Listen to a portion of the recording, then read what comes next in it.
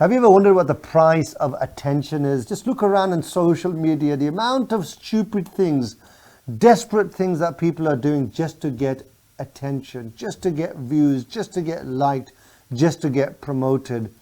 And really, it's such a desperate, such a sad situation out there. Have you ever wondered what the price of attention is these days? Just look at social media and you will see some kind of desperate things that people are doing just to buy attention, just to get attention. It really is a sad, desperate situation, especially when you've got women advertising, promoting that they are going to be sleeping with 1,000 men in one day, 24 hours. Where is their modesty, their chastity, their honor, their own self-respect? It shows that we've gone so low, it's unbelievable.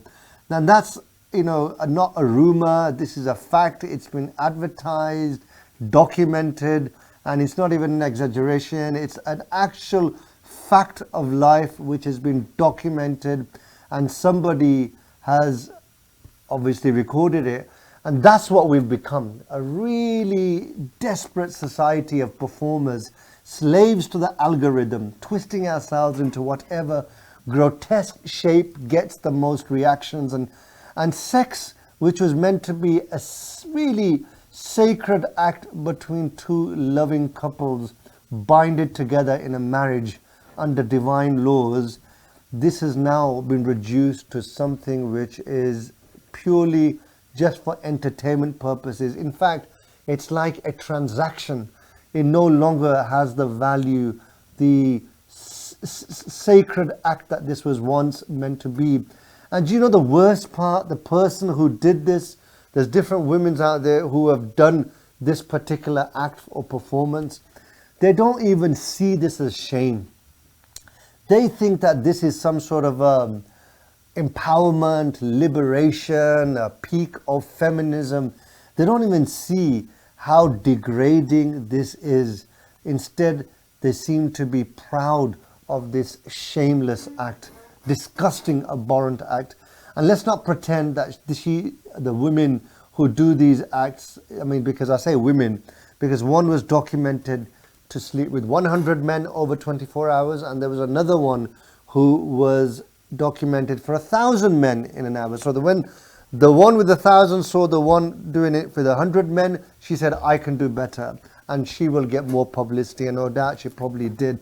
And they are not the only ones to blame, because we're all part of this as a society, that every person who probably watched that, liked that, commented on that, shared that, and participated in the online debacle is also to blame for this as well. This is nothing but a disaster for our society and where we are basically heading.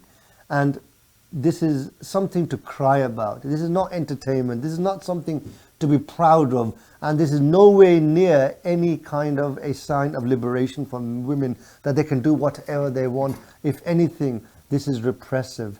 This is degrading. And this is, completely humiliating for these women. I think it's humiliating for the whole society. And what happens when these views dry up? When will be the next sort of desperate measure to exceed what the previous act, what the previous performer has done? And today it's 1,000 men. Is somebody else going to come along and say they're going to do 3,000 men, or vice versa? This is just absolutely disgusting, and it's shameful, and it highlights that as a society we've lost our modesty, we've lost our respect. There's no haya. In the Quran, haya is the utmost quality that we as human beings should have. That some of the best, most noble people in Islam after the Prophet, the four caliphs, Hazrat Usman bin Affan radiallahu anhu, who was one of the four leaders after the passing away of the beloved Prophet Rasulullah sallallahu alaihi wasallam, who ruled the Islamic State. Where is the haya, which is one of the utmost qualities in Islam, where a person has to have modesty? It seems we have lost that, and the way things and trends are showing we are going to see even worse things, God forbid.